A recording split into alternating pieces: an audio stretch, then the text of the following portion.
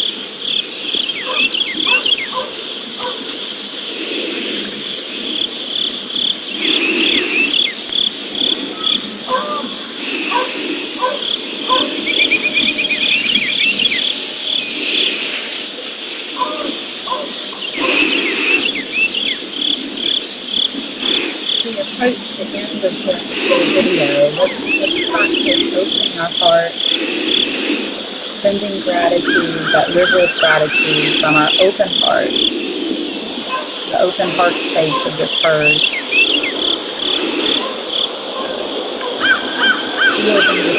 that gratitude. Feel it begin to move.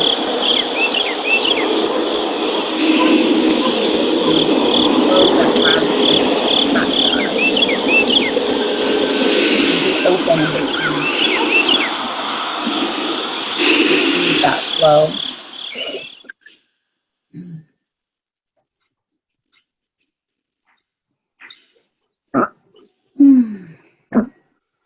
Goodness. Okay, I could just keep doing that forever. Okay, so I would love for us to think about our journals from the past few weeks, and specifically the session that we had last when we talked about the slideshow, and we talked about your slideshow of life, and the feelings that come up when you observe these slides kind of moving across your life as you're the observer and the timeline is just kind of flashing before you. And specifically, we were looking for things that we really crave in perhaps in others or in experiences. Perhaps it can be masked by someone we're envious of, or perhaps it's just something that we're just so drawn to that we can just feel it pulling us. Does everyone feel like you have some emotions, some feelings that you have been able to that have moved into your awareness from that slideshow? Do you all feel pretty clear with that? Mm-hmm. No. We talked last time about Ducka's, some of her feelings specifically, and I think that gave us a really great opportunity to, kind of talk about what this means for her. But I'd love to just see if there's anyone else that has any that you want to share, feelings that came up through that slideshow.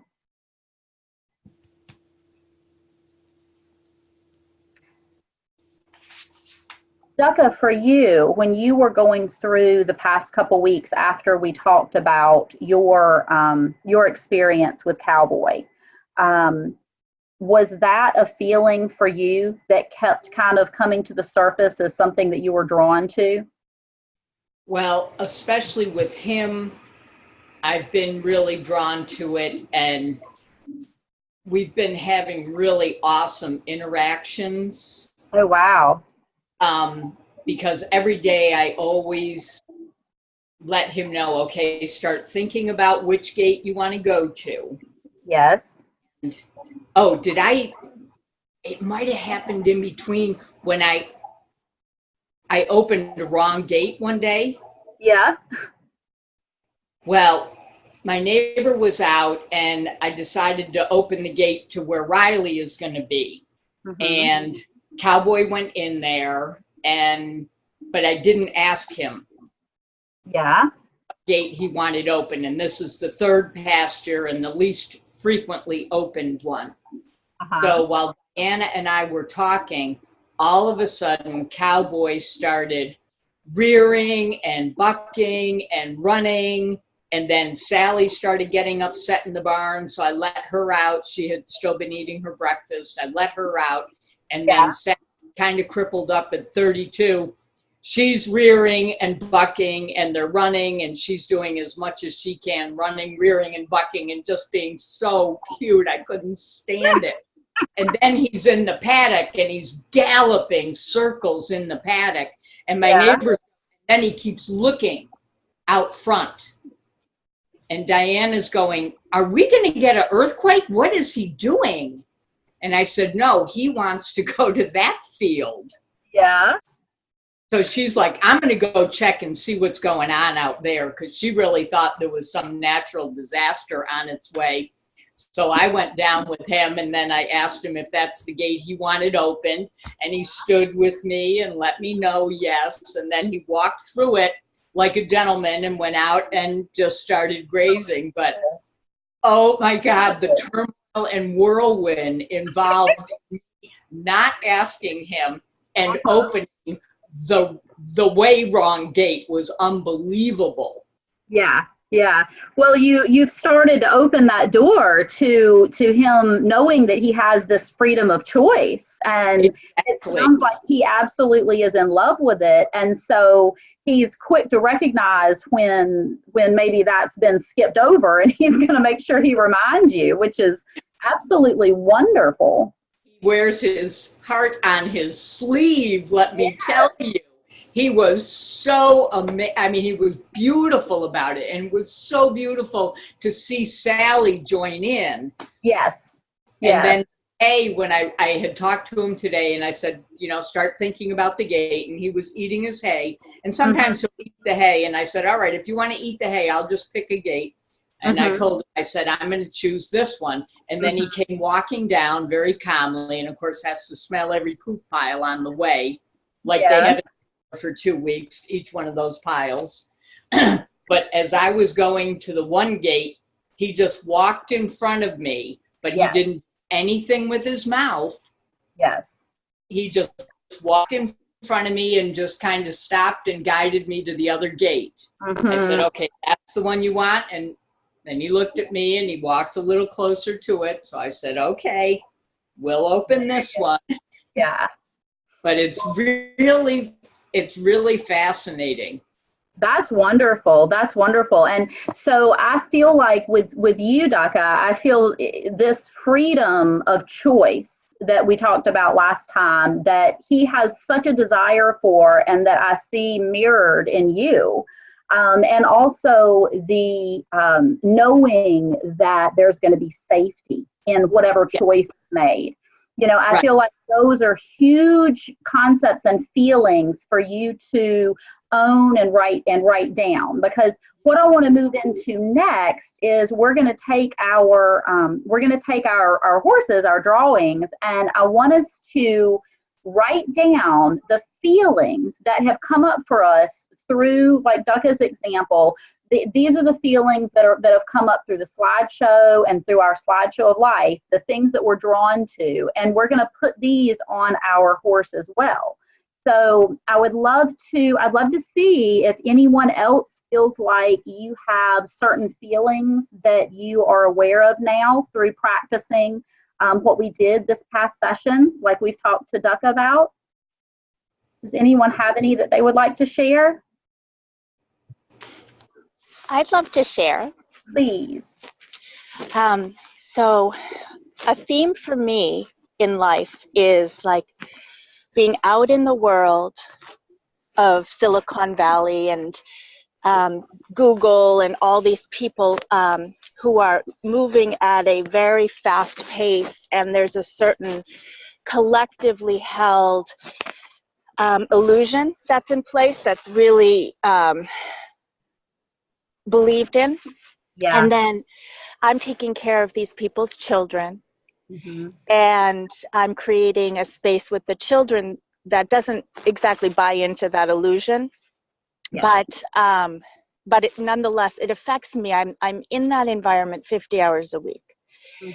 And my nervous system, from when I come in on Monday after being nourished on such a subtle level with my herd and in meditation and in all of the things on the land and just being here without that, what I call like a false matrix of man-made systems.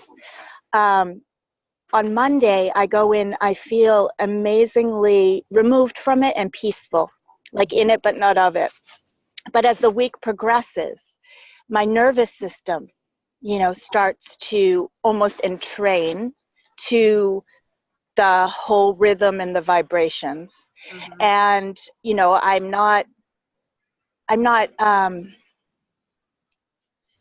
I mean, more and more as I mature, I'm able to go into myself and find a place of nourishment, but it's still painful for me. And, I would love for it not to be painful. So that's a deep longing that I have, is how to stay. All those pictures on the slideshow that I gravitated towards had the light from the sun and light in it.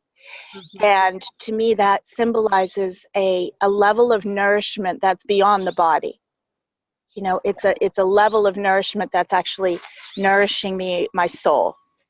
And that's the deep longing in me, is to always be able to stay nourished on that level. You know, not the level of nourishing the body, which is actually what most people are focused on. Nourishing the emotions, nourishing the mental entertainment level. I mean, there's a subtle level that is not really supported, and in the collective that I, you know, I'm trying to strengthen in myself. Yeah. What you're saying is so absolutely beautiful, and it's really the heart of what it is that I am working towards facilitating and helping us all through, because I feel like what you're saying is you know what this space is that is real, that is home, that is your wild I am. You know, even beyond the words that we can put on it, you know what it feels like when you are home. And what we're all wanting to do is to be able to bring the feeling of home and be able to embody in this living world, this world of form that is so foreign, because the form is so foreign in so many ways. So I love that, and what I would love to do is take what you've just described, and let's take it, because you pretty much described like the whole process of kind of what I want to go through today and that experience. But let's start with the feeling that you know so well that you have when you are at home, when you're at home over the weekend with your horses, that feeling that you still have on Monday as you start to move into that world of form, that feeling. And I would love for us to be able to define, and I know it's not definable, and really the point of defining it is to be able to then tag it so we know what it feels like. You already know what it feels like, so you have what it is we're looking for. But for the purpose of guiding ourselves and others, you know, let's think for just a little bit on that feeling itself and what it is that we can call that feeling. The feeling that you have when you're out there with the horses, the feeling that you want to bring into the home that you're going into 5 days a week. And we talked about it. I mean, think back to, a couple weeks ago when we were looking at the slideshow and the light and the oneness, the connectiveness of everything. What would be the words that would come up for you?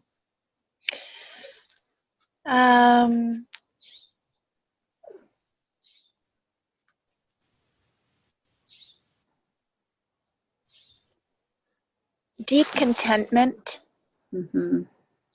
resting in the moment,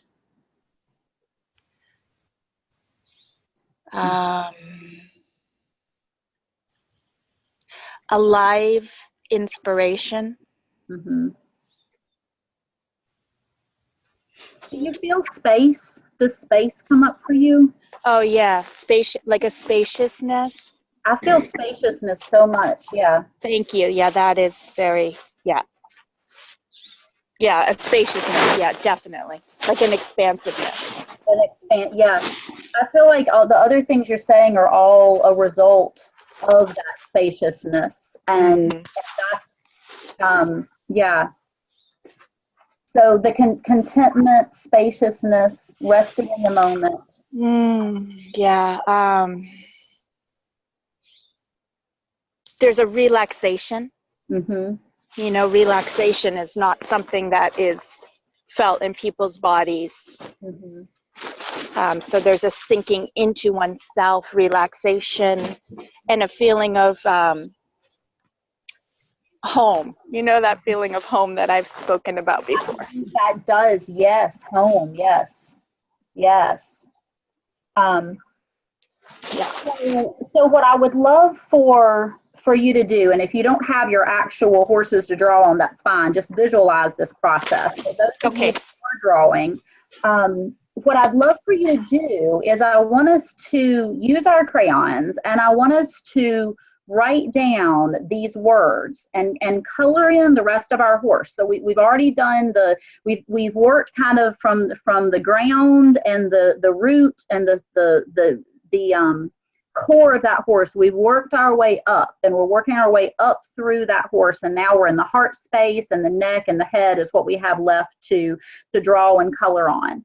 And I would love for you to write down, so Sabina, with you, I would love for you to highlight kind of your top 3 of those words that we just spoke about, and put those down on that paper.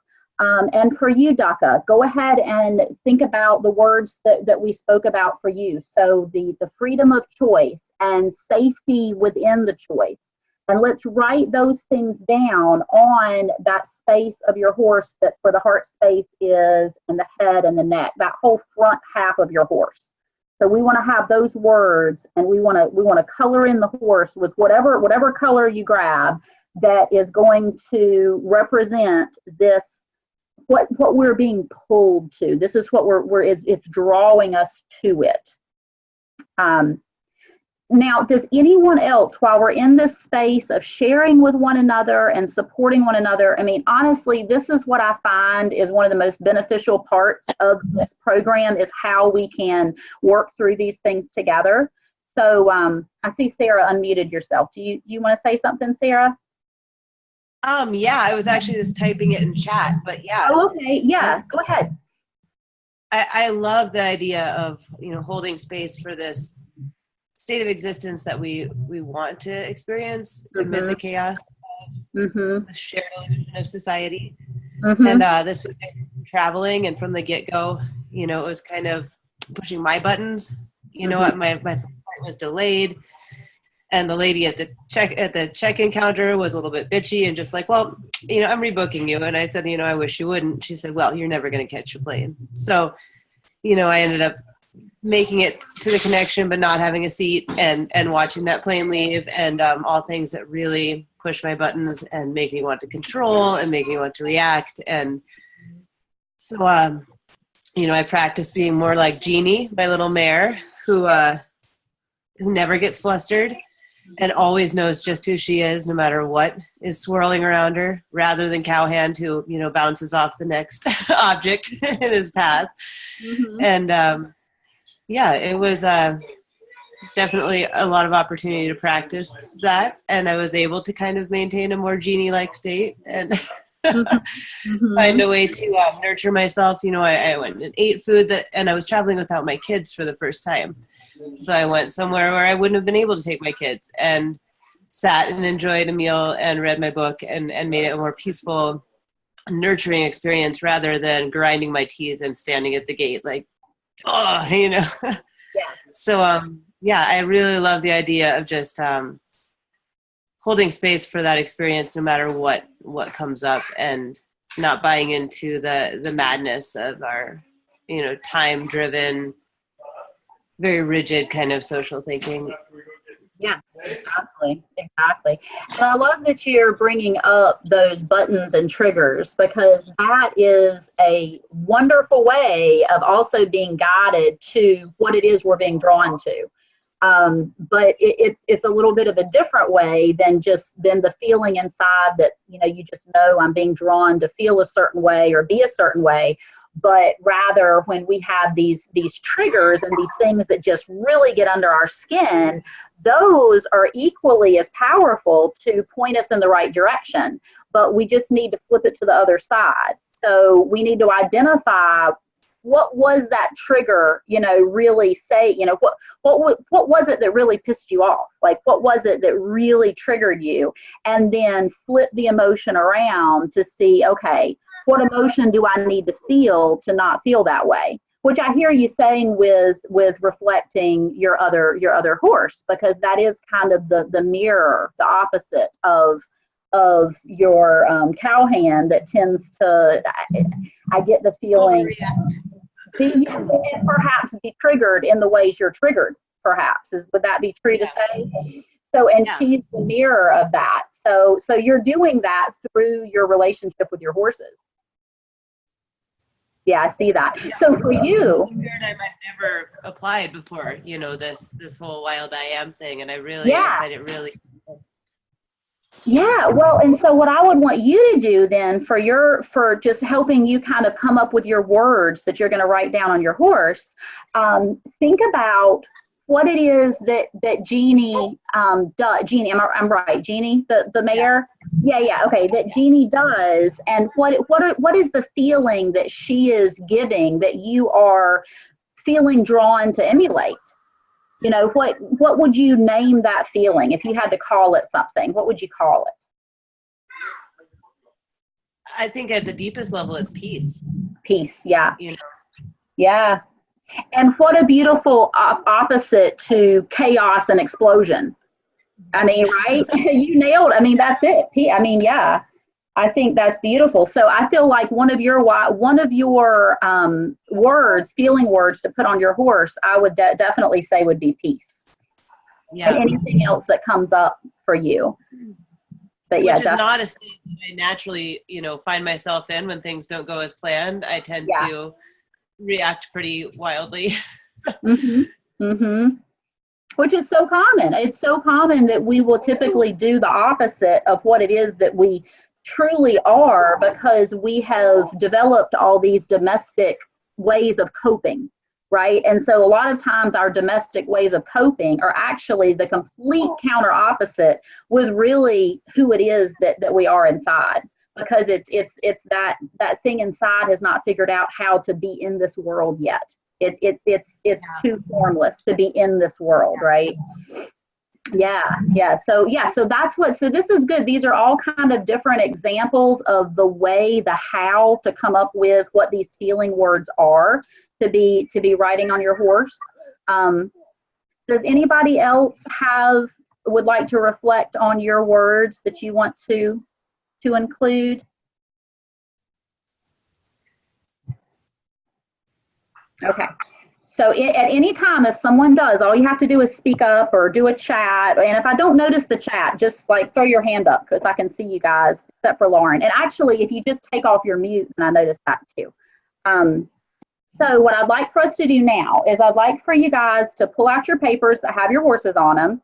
And I want you to write down your words that we just spoke about that came to you for this last session. And again, the things that you're drawn to, or perhaps the opposite of your triggers. We're going to write these down. And I want you to let me know, let's just spend just a little bit of time writing these down and coloring in that part of your horse.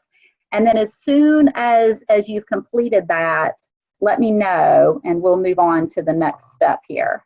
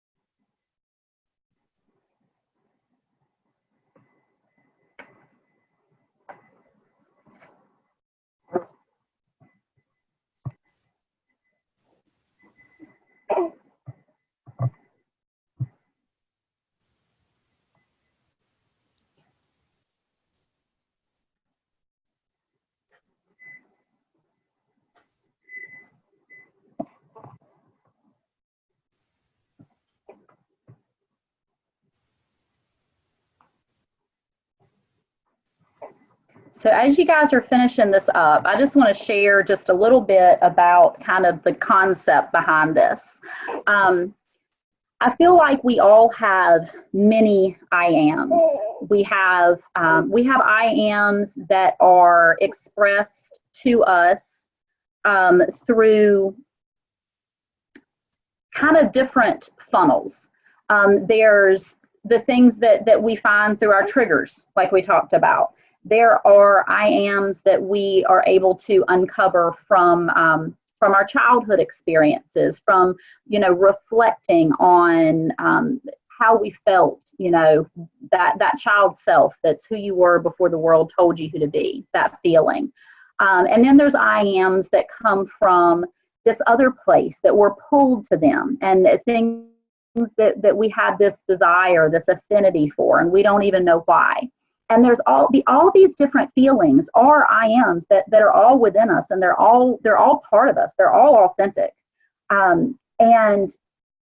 But there's always a wild I am that is calling us to be breathed through us. I feel like this wild I am is something that is, for each of us, has a very similar feel our entire life. However, I don't limit it as to one thing for each person, because we evolve, we change, we grow, right? So to say that, you know, you have one wild I am and this is who you are and this is all you'll ever be is, to me, is too limiting. So at different times in your life, as you have different things that you're experiencing and different things you're being called to express through you, you're going to have unique wild I ams that are calling to you from within to be uncovered and expressed. Now, for me, looking at this entire picture of this horse, you know, this representation of this absolutely miraculous being that is so absolutely beautiful at being able to embody true authenticity, the horse, right? As we look at that drawing of that horse and you look at these words that you've written down, these feelings, you know, I want you to look at the whole picture. I want you to look at the whole horse.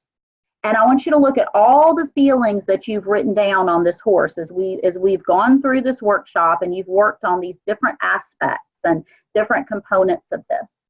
And what I'd love for you to do is just look at these words and see, are there any commonalities? Are there certain words, maybe they're not written, maybe it's not the same word exactly, but they create a similar feeling throughout that whole horse. Does anybody see that as you're looking at your horses? Anybody see something that's consistent, that you see come up again and again?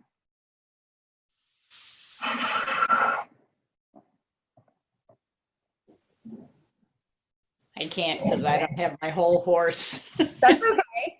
Think about it. Just view it in your mind. View in your mind, Ducka, view that horse that came to you when we did the exercise of your heart horse showing up, you know, that spiritual presence. And as you're holding that image, think about the different feelings that you've had come up. We've just talked about the feelings that you're being drawn to, which is this very clear freedom of choice and safety in that.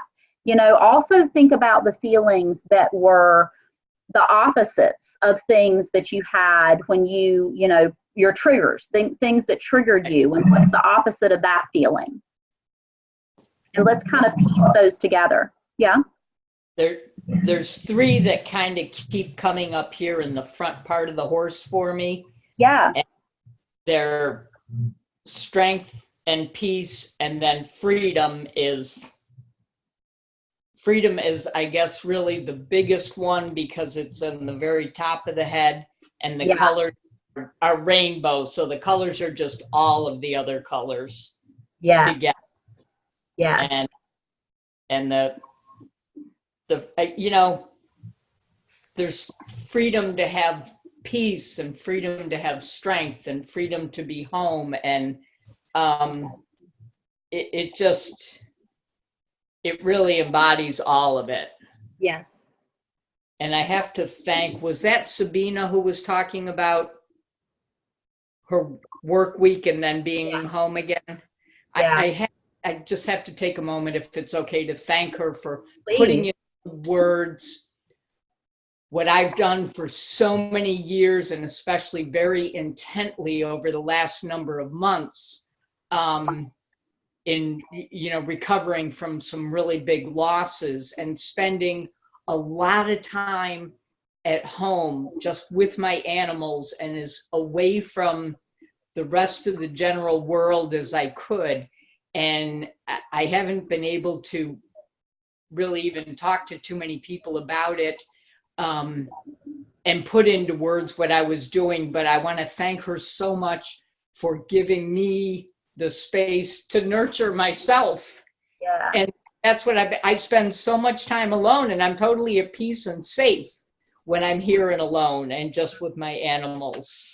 So what she's been doing on a weekly basis, I've been doing a lot of continually. And, people are like, oh, you can't isolate. And I'm like, oh, actually I can.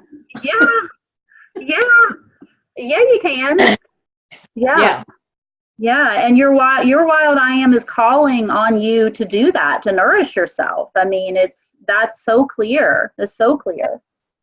And I've known that what I was doing was the best thing I could for me, but I loved her being able to put my feelings and my life into her words. Yes. That awesome. validation. Yeah. Because often our exterior world doesn't validate what it is that we really need. Yeah. So that was really beautiful. Thank you. Yeah.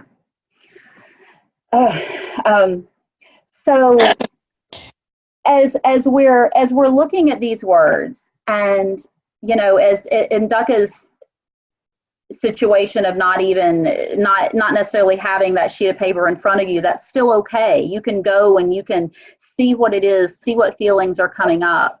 What we're looking for is that wild I am, that feeling that we know is home.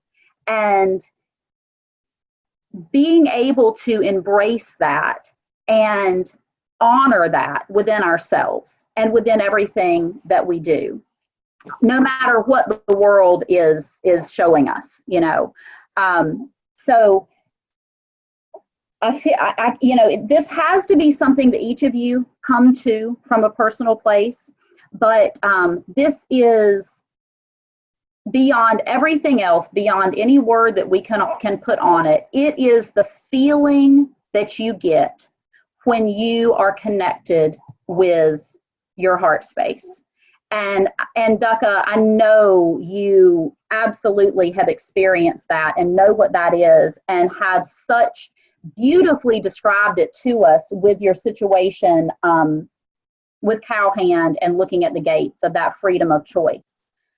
So I don't want to pinpoint.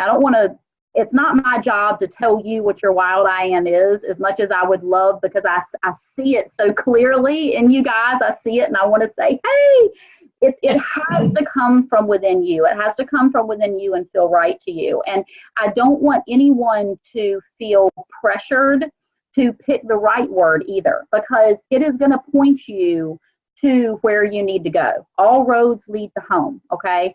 So, but I do want each of you, because in order to move on to the next step, we've got to make a decision here. Okay, we're spirits in human vessels. We're not floating around in the complete formless, being all things and doing all things at the same time. We're in a reality where there is time, and our goal is to take this beautiful wild I am and bring it into this time, space, reality, right? And bring it into form. So in order to do that, we have to make a decision. And decisions, and this actually is a hard part for me, because this is kind of the opposite of my personal wild I am of being totally formless. I don't like nailing things down. But it's important for each of us to go ahead and take ownership of what wild I am it is that we feel calling to us right now, that we are willing to uncover and embody as we move through life in this next stage that we're moving into, this next highest version of each of our unique selves. So it's deep, and it is a result of all the reflection that all of you have been doing through the past 9 weeks. I want you to take all of this insight that has been coming to you, and I want you to make a decision and go ahead and decide, this is the wild I am that I want to feel in my life. Is it peace? Is it home? Is it that place of home that Sabina speaks of? Is it freedom to choose, as we talked about with Dukkha?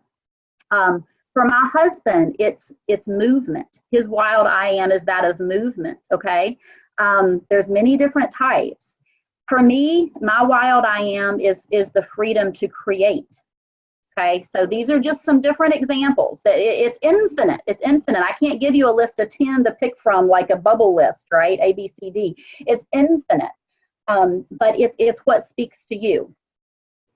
And at any time, as we continue on, at any time, if someone, yes, Sabina. I made a decision. All right. Please share. I feel that right now the focus for my wild I am would be spaciousness. Mm-hmm. Because it's a totally different setup internally. Yes. And it is so authentic to me. And the other is so confining and rigid. Yes. And spaciousness is a state of mind for me. It's a state of, on a cellular level, of a relaxation. Mm-hmm. It's a state of creativity, of creating realities that are more real than these bizarre ones, you know. Yes. So that to me, and not buying into and not being entrained by contraction, you know. So I'm really excited. I like this making a decision and like holding on, well, not holding on to, but kind of staying anchored to one. Yes, that is perfect. That's absolutely perfect. And that is exactly, that's perfect for us to go ahead and take what you just said. And again, anyone that wants to speak up and speak about your own, please, everyone feel open to do so. But that is a beautiful example of how we can have multiple different ways of explaining something. But by going ahead and saying, okay, this is the word that is going to represent it, this is my choice, it's empowering. And it empowers that wild I am to then come up through all the layers and say, okay, it's my time. It's my time. I'm here. We're in this together. We're a team. Okay, so from that concept, I want to move on to how we are going to embody this wild I am in our lives. And to be honest, this is like a whole other workshop in itself. So I've got to be, I don't want to overload you guys with too many of these concepts, but this is really, really important. And I want to give you guys tools to be able to take this wild I am that you're going to take ownership of and move it into your actual existence and embodiment here. So this is the way that I see it. I see our wild I am as an entity, much like another person, okay? Much like another individual presence. And I'd like for each of you to think about someone in your life. Now, just think about a person. We're not talking about a specific wild I am. We're thinking about just a person.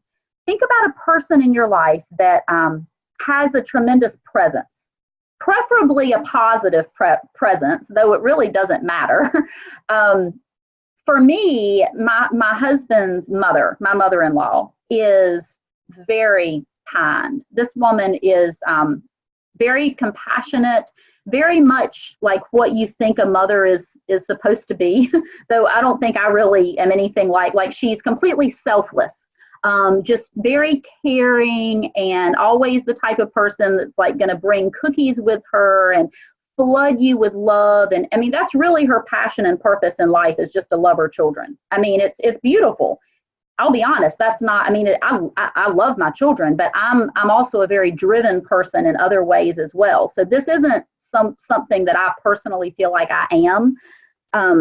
But what it is, there's a very specific feeling that comes up when she walks up our steps to come visit. She brings things for the girls. She always brings gifts. There's no judgment. It's just open. It's just love, just pure, open, unconditional love. It feels amazing. And it's a feeling that is, you can touch it. You can touch the feeling that you get when she's around. You can close your eyes and not see her anymore, and you can still feel her presence. What I would love for each of you to do is, if you can think of someone that is a powerful, positive presence. It may not be a mother figure, that may do the opposite for you.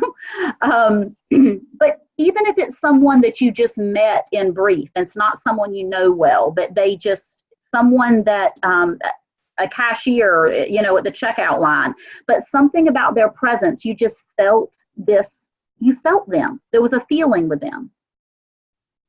Can everyone say that you can think of that, someone that you felt that with before? Okay.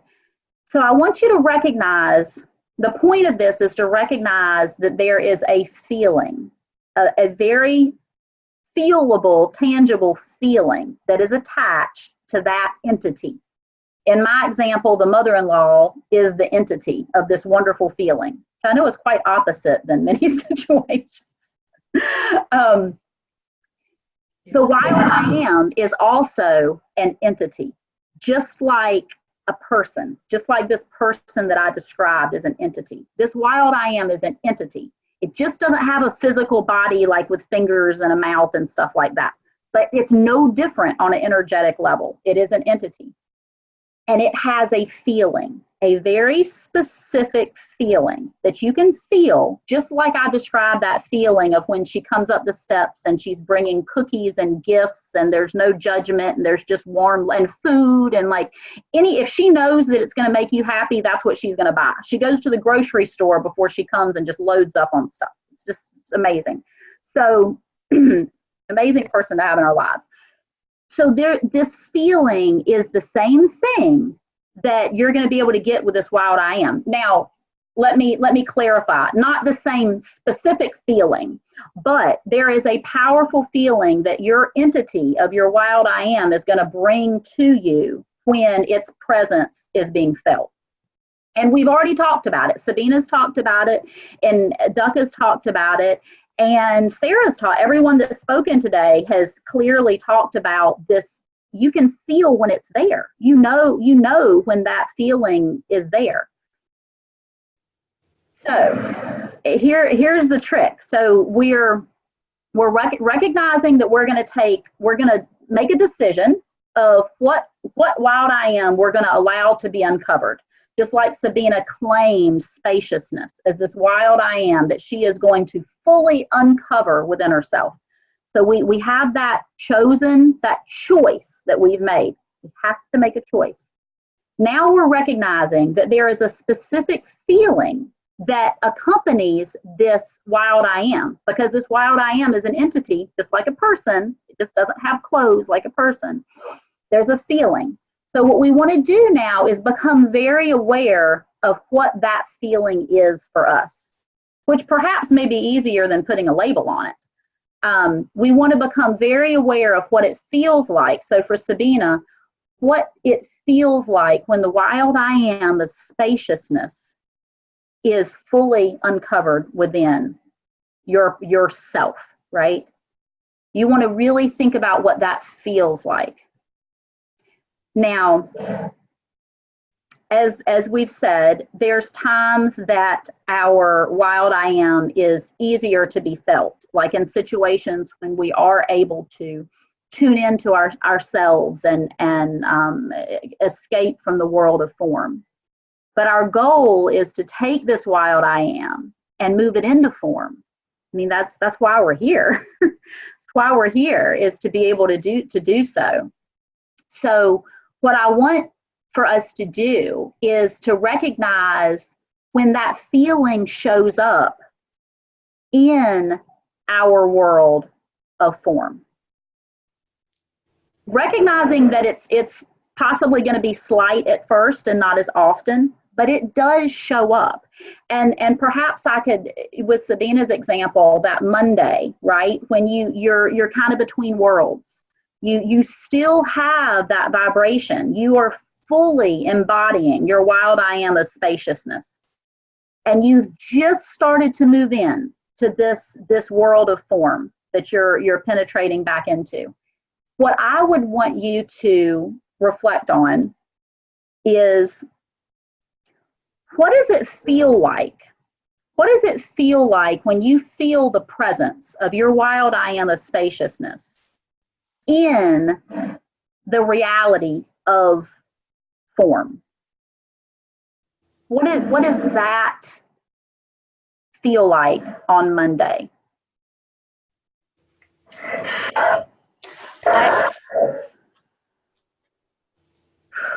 Oftentimes, it feels so blissful that I'm just like beaming all this joy. And it's really, I think, bizarre to people, I'm sure. But I just feel so full and so joyful, so joyful, like it's just pouring out of me. So that's often how I feel. I feel so much love. You know, and that's how it expresses itself, you know. As you're feeling that love and that bliss on Monday, that is your wild I am. I mean, we're recognizing now that this is your friend. This is your wild I am friend of spaciousness. As you're feeling that friend be expressed within you, can you tell me an example of a story that accompanies it, of something that actually happens in the world of form that is happening simultaneously with the feeling of spaciousness?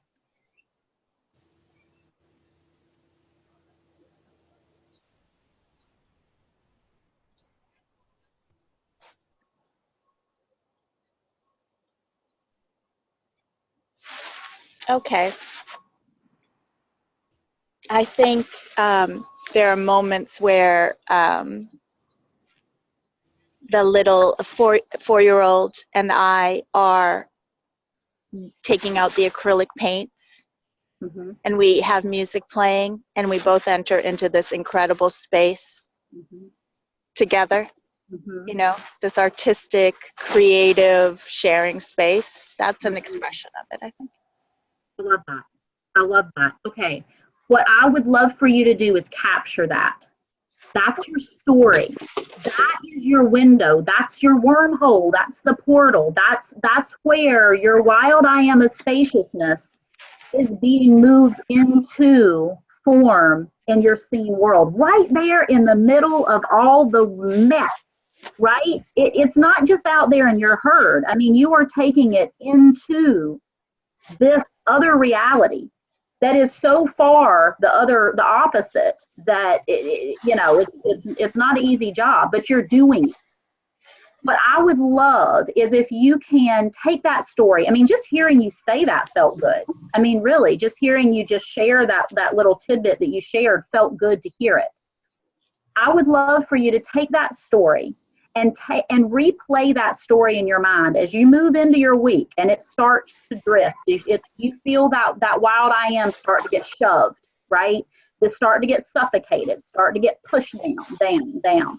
As that starts to happen, you've got your window that you can crack back open, right? And that window is that story that accompanied that feeling. So replay that story in your mind. Replay how that felt when you were in that world of form, but yet you were bringing that spaciousness, wild I am, into that world of form, and play that out. And be gentle with yourself. Be gentle and non-judgmental of yourself as you are going through this week. And if you feel yourself slip, just be gentle, be gentle. And I mean, you're doing quite the feat, to move into such a polar opposite realm. But you are doing it, and you are bringing that spaciousness in to that reality, and thus changing that reality of form to new form. Thank you. Yeah. And Sarah, what you wrote out here, I kind of skimmed through it. I think this was a beautiful description of kind of what we're speaking about.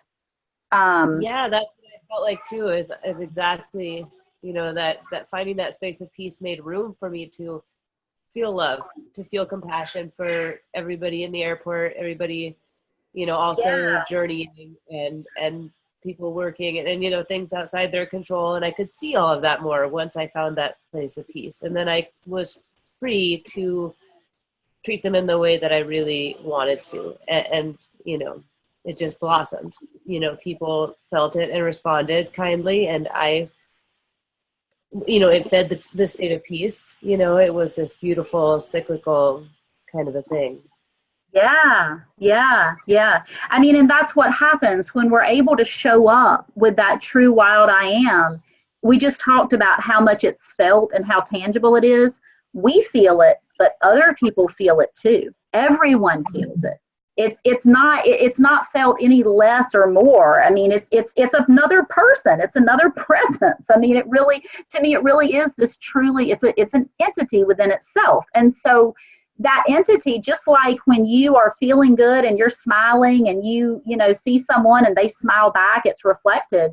I mean, this is going to be reflected in countless ways in your life, and it shows up in stories. It shows up in things that are actually happening to you. And I mean, I think it's the most obvious way that we can see that we really do have the power to create our reality.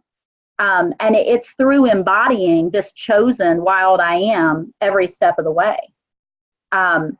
And it can be it is such a challenge because we're in this world of form that is so opposite of what our wild I am really is for all of us.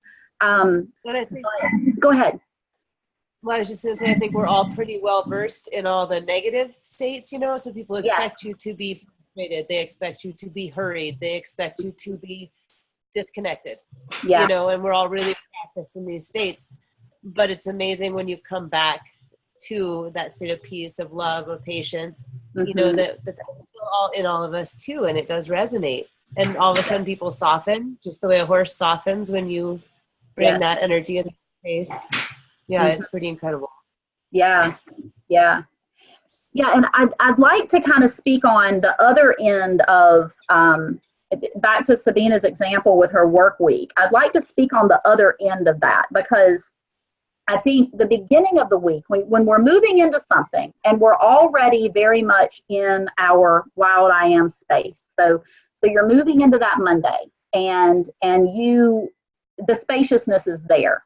It's there. You're not having to reach for it. It's there. And you have this experience Monday where you feel the worlds overlap, right? But then we start to move into the week, and then we get to Friday, where now we've had the whole week where we've been just bathing in this opposite vibration that is what is our true wild I am. And our wild I am has been shoved down so deep that we can hardly find it. At that point, I'd like to reflect a little bit on how we can see our way out of the dark before you get back home to the horses. Now, getting back home to the horses is absolutely imperative and worthy and valuable and deserves the time. And so by all means, I'm not saying that we should not do that. We should do that as much as we need to all the time. But I would like, because I feel like there's so many that are so stuck in the world of form and don't have, with you have these 5 days you're there, but then you've got your 2 days, you know how to get it back. You have this place of peace. And I feel like there's a lot of people that don't have that established place yet. And so they're always in those 5 days. They never leave those 5 days. And I would like to offer a glimpse for any of you that may be feeling that way, a glimpse of how you can start to see your way out of the dark. And for me, what it is remembering that this wild I am has a specific feeling. And that feeling can and will show up even on that Friday. It may be very slight. The light may be very dim, okay, but it is there and it will try to flicker and get your attention. Now, thinking about this analogy with the wild I am being another entity, a person, think about this, what I described with her. I'm gonna call her Nandy because that's what we call her, and she's such a Nandy, the lady that I talked to, my husband's mom. Think about that situation. So she comes and she's bringing goodies and she wants to flood us with love. Now, what if she comes and she walks up the steps and we just ignore, you know, and don't really say anything? And, you know, we kind of go on about our day, and she, you know, she leaves the cookies on the top step, and, you know, and she's, well, did they even see I was here? You know, what was that about? Think about how that's going to feel to her, versus think about how when she puts her foot on that first step, she hasn't even gotten in the house. She's just started to make her way up the steps, and we say, oh my goodness, I'm so glad you're here. It's so wonderful to see you, you know, as soon as she shows up, right? Totally, totally different response from that entity, right? When you think about it as a person, right? She's going to be much more likely to bring herself up the steps, unpack all of her goodies, you know, and she's going to be much more likely to come back again later and come back again and again and again. It's the same thing. And I know it's hard when you're in a place where you're always living in Friday. I know it's hard, and I know there's some that may listen to me and feel like there's no way I'm going to see this flicker. It's not my reality. It's not my world. But my point is that flicker, it's like when she just put her foot on that first step, right? It's there. And if you will embrace it as a friend and welcome it, and the way that you welcome it is by when you feel that slightest little feeling that starts to feel good, that starts to feel in alignment with that wild I am, you embrace it. You look at it. You pay attention to it. You say, I see you. I felt that. I felt that. That awareness, that your simple awareness of it is what magnifies it. That's how you give it a hug, right? Like that's how you say, please come up the steps. And that's how you do it, is you simply look at it. You just acknowledge. You acknowledge that you felt that way. This slight little fleeting moment of feeling. Sabina, with your experience knowing what Friday feels like, would you be willing to offer your words on what it is that I'm describing, perhaps for those that live in nothing but Fridays, of what this feels like when you get that? Because I know you must have felt it. I know you must have felt just the slight spark on the Friday.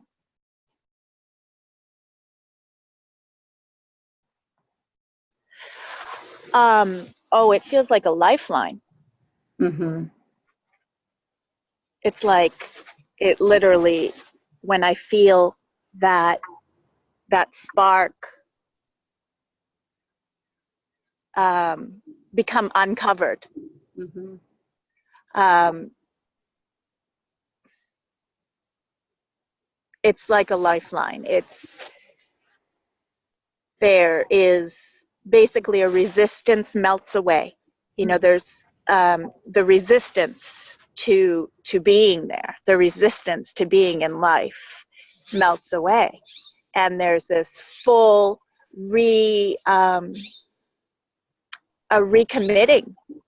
like a recommitment to being there fully, which then feels so, you know, like much more true to the deepest intention. So yeah, does that describe it? Yeah.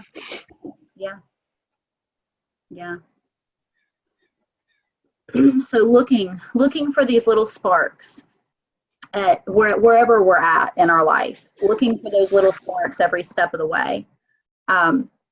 And there's another concept that I want to make sure that I touch on before we close, that's about embodying our wild I am. We've talked a lot about domestication and domestic I ams as a negative, and they can be, they definitely can be.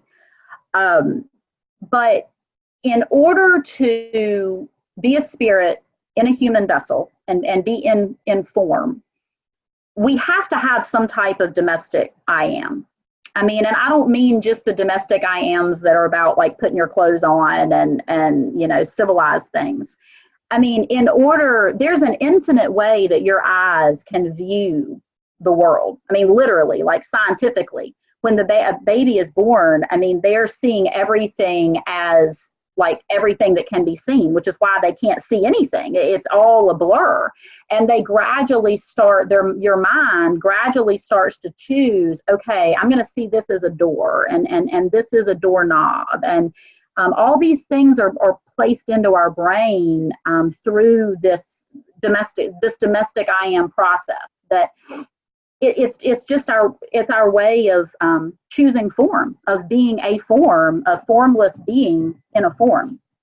So it's absolutely impossible to not have a domestic quality to ourself and move through this life. And one example of that is the choice that we talked about earlier, having to make a choice about what our chosen wild I am is going to be right now. That is an example of a domestic I am being put into place in a very effective way, a way that supports the wild I am, because that's what the domestic I ams are here for. They're not supposed to be here to shove the wild I am down, as often happens. They can be here to support the wild I am to be able to influence form. And that's the part that really fascinates me. And for every wild I am that there is a domestic I am counterpart that on the surface can look like the opposite of it, but it is there to support the manifestation of the wild I am into form. In hopes of clarifying this a little bit, I'll give my personal example. So my chosen wild I am right now, and has been this way for a while, though I didn't always know it, was freedom of creation. Okay, so freedom to create. It's very formless. It's very open-ended, because creation is, you know, I mean, you're creating. There's limitless possibilities, right? That's my wild I am. Now, the thing that I struggle with is actually what I need to embrace, and I work on embracing as my domestic I am counterpart. That is being able to end things, being able to close things, being able to package things, right? To put them in a box and put a bow on them and say, hey, it's done, here it is, right? That feels so wrong to me.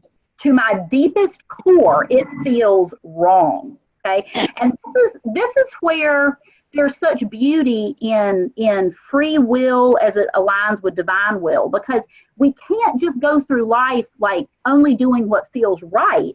Because if I only did what feels right with my wild I am, I'd never share anything with you, because it would always be in this open-ended thing that never has any type of closure to it.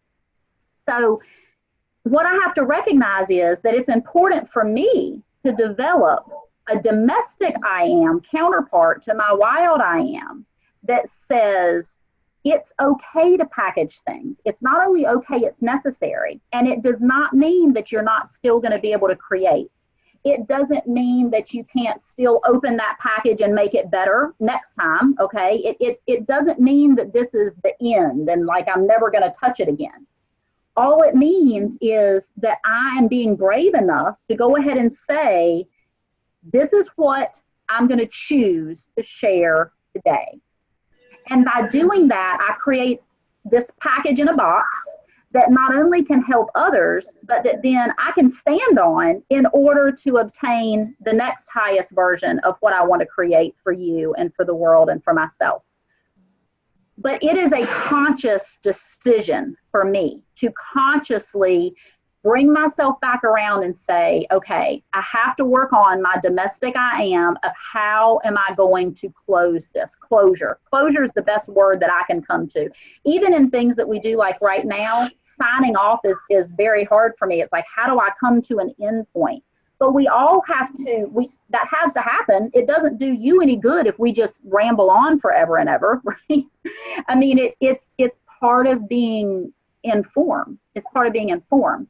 So my wild I am, this of freedom of creativity, it needs this balance point of the domestic I am, of being able to obtain closure to this freedom of creativity, so that then I can go create again and do more and do more. So every one of your domestic, every one of your wild I ams, it's going to have this domestic I am counterpart. And it's important to recognize that process and honor that part of it.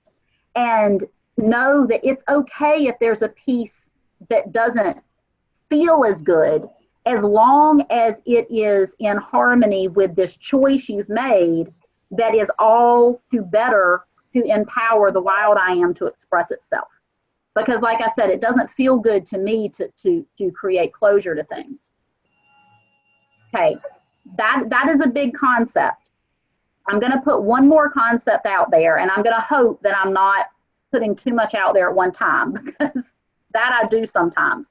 But I cannot help but still put this piece out there for all of you. Your chosen wild I am, it needs to guide every decision that you make. It needs to be honored in every decision that you make. So as you are moving forward and you are, for Sabina, going out into the world of form and recognizing that spaciousness is this wild I am, as Sabina, as you move into that day, that spaciousness needs to be honored and remembered throughout the day, throughout everything that you're doing. Every time when, let's say, there is a struggle, especially when there's a struggle, when something's happening that's difficult for you, and you're working with, perhaps it's a situation with the kids and you're needing to guide them and you're feeling limited, you're feeling constrained. Checking back in with that spaciousness, wild I am, and remembering that is who you are, and operating from that place is absolutely critical. It's a way of saying hello to it, you know, just like we talked about, you know, hugging Nandy as she comes up the steps. It's a way of saying hello. So honoring that through every step of the way. And that's what I've been working with as I work on these workshops and the member group that I'm doing some new things with right now.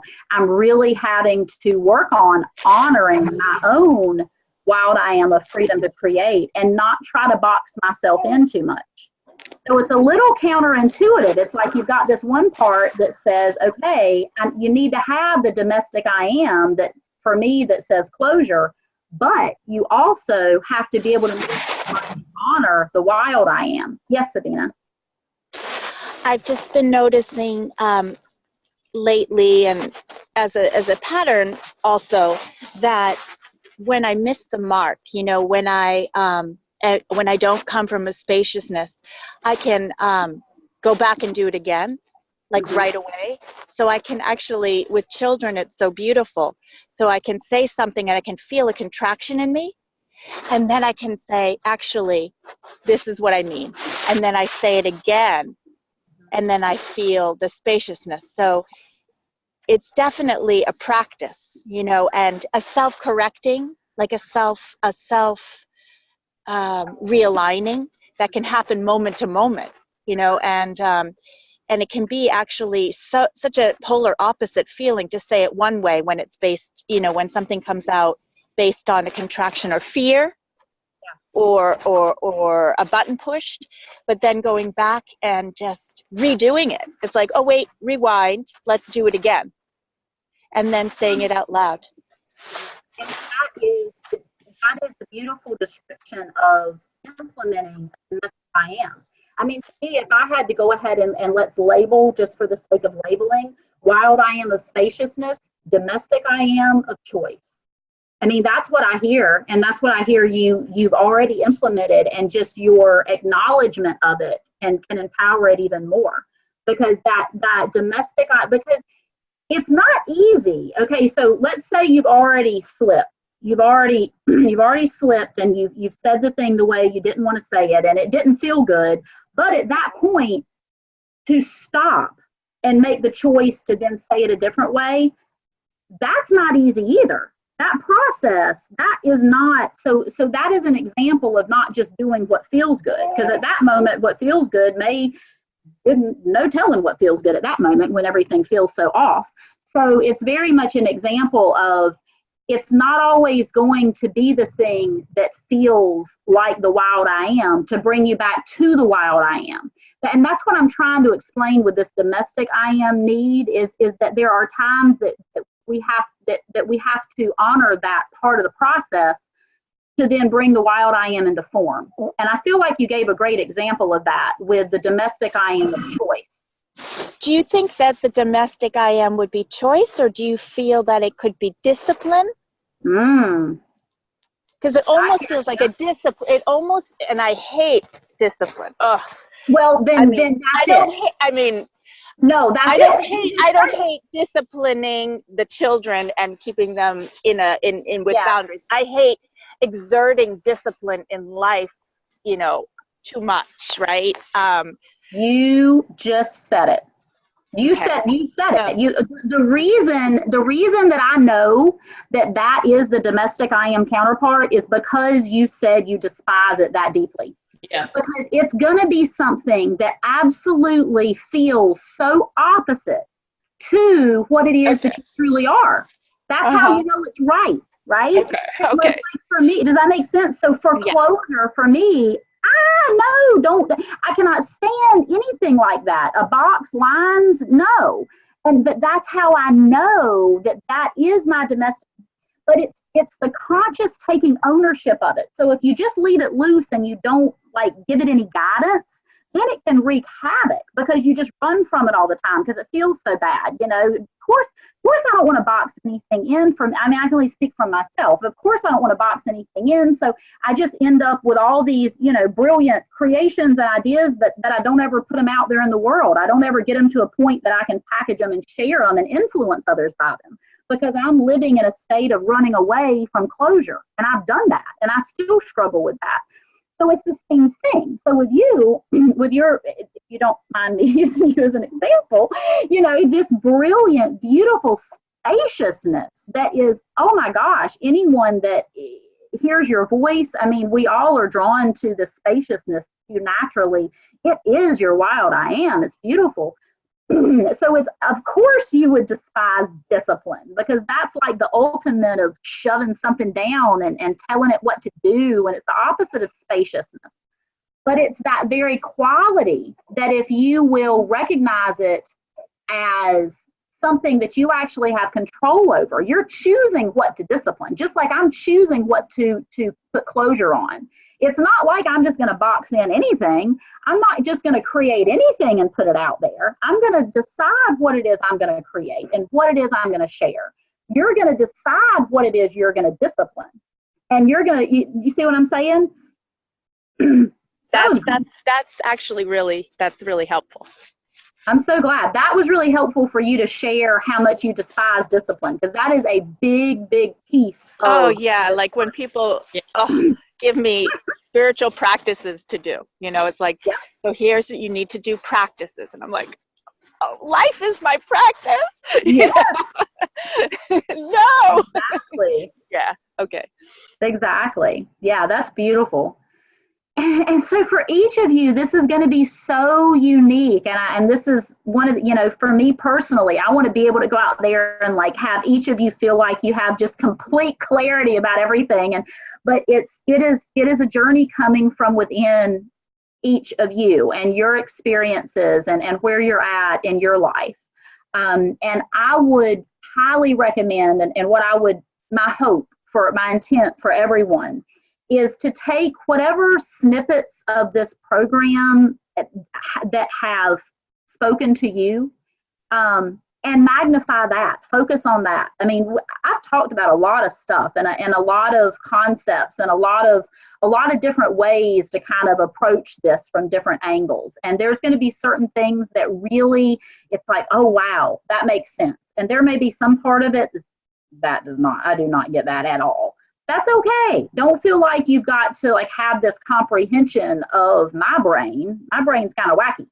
You know, just take what resonates with you and helps you feel more alive, helps you feel more authentic to who you are. Take that and run with it. You know, that's the piece that's meant for you to take home. So, Ducka, I see you took your mute off. Did you have something you wanted to add? Oh, I don't know that I had the mute on, but I'm feeling like right now it's really hard for me to mute. I'm feeling like one of my really strong things, especially with Cowboy, is connection. Yeah. Yeah. And I'm feeling that that's really one of my authentic things, is recognizing connection when you're talking about things that make you feel peaceful or whatever it is. It's a lot of it for me is connection. Yeah. And honor that, you know, Yeah. Please honor that and recognize, honor, you know what it is that makes you feel authentic, you know, and honor that and don't, you know, just don't allow the outside scene world to influence that. You are here to influence the scene world. That's your job. This not to be influenced by, but to influence it, and sharing that wild I am that is who you are, you know, is how you do so.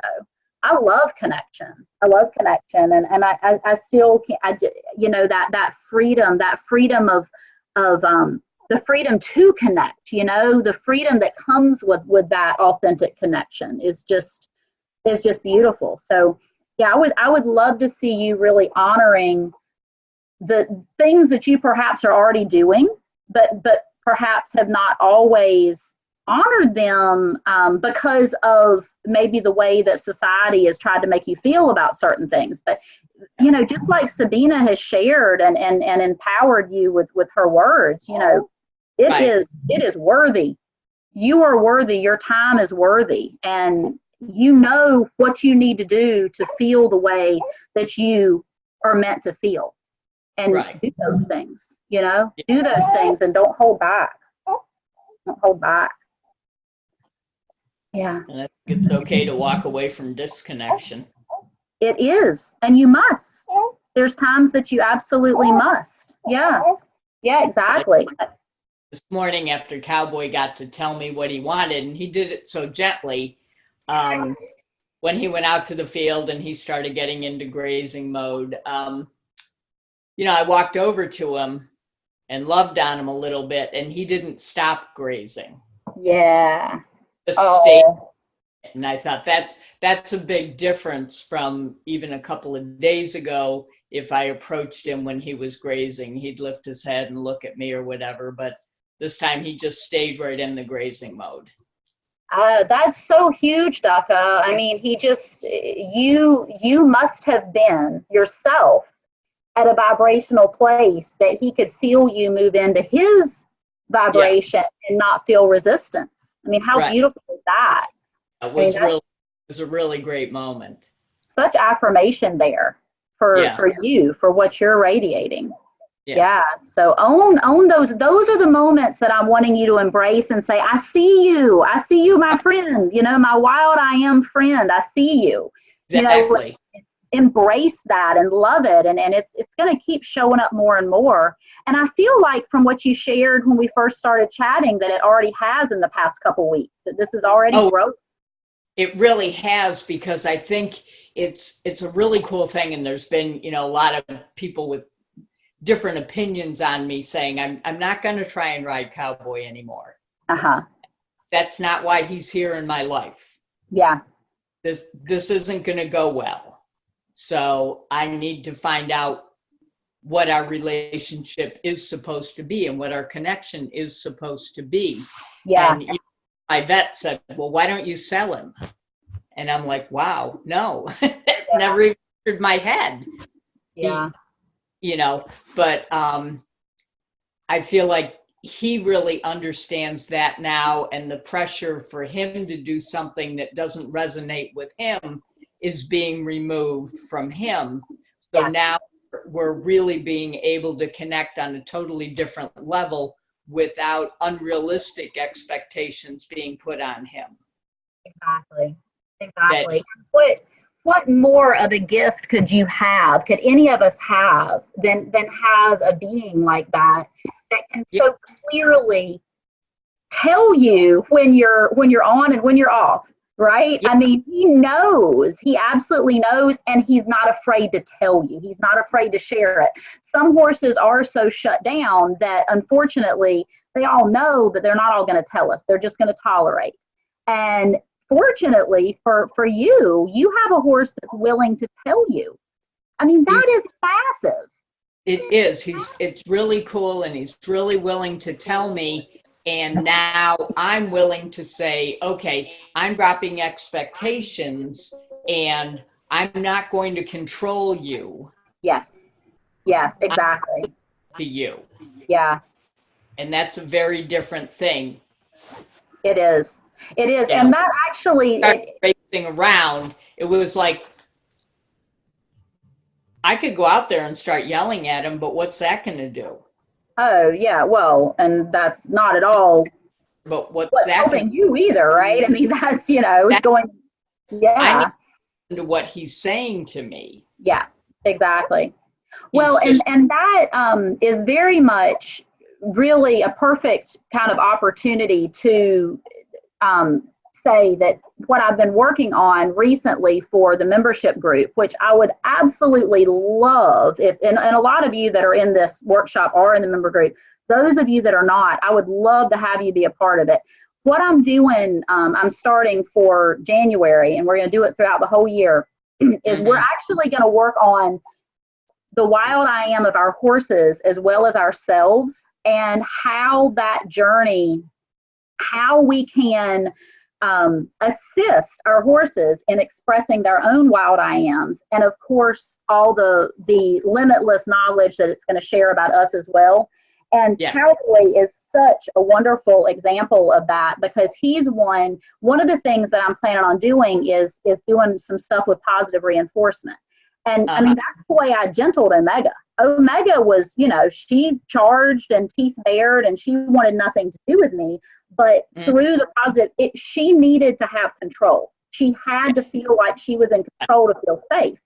And so there's a lot of things that we can do that will empower horses like Cowboy to have that control. And also at the same time, continue to give us opportunities to receive guidance from them about what they're trying to tell us. Yeah. Because it's never just about the training. And I've very much resisted doing anything that was just training, because it has to be about the growth within us as individuals. That's what the horses are trying to tell us. It's not just about trying to get them to do something.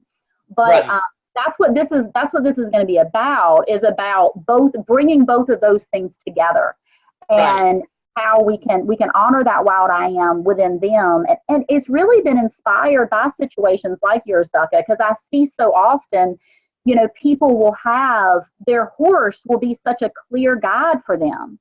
And I want to bring that horse, your horse, not just the Mustang guides and all that they have to offer, but I want to bring your own horses. And if you don't have horses, it's your dogs and your cats, and it's nature. All of these animals tie us to what is real. So it's not even just for horse people, but so many of us have that special relationship with a horse that is trying to speak to us. So that is coming as well, and I'll share with you guys more about that. I'm going to leave all of the information from our group up for a while, because there's quite a few people that are a little bit behind on it, and I'm going to give everybody some time to catch up on everything. And so I'll be in touch because I do. I would love to have you guys move over to the member group so that we can continue helping each other and supporting one another in this authentic way, because it's really not something that you just are done with. It's not like, oh, I got it, I figured me out, I'm done. I mean, right? Yeah. So we're not dead, so apparently we're not done. So it's a process. So I will be in touch about that for sure. And and I feel like this is the time that we should go ahead and close, as I said, my not easy thing to do. And I have appreciated everyone so much. And this is not goodbye, because we will be staying in touch for sure. Well, thank you. But it is thank you. Thank you so much from my heart and to yours. And this has just been a beautiful process. I'm very grateful. Thank you. Yes, Mary. very grateful too. And Thank you so everyone. much. Thank you. Yes, each of you for sharing and for holding this space and being a part of this. You guys you're all contributing so much, through your words and just by being here as well. So it's just beautiful. So, all right. We will talk soon.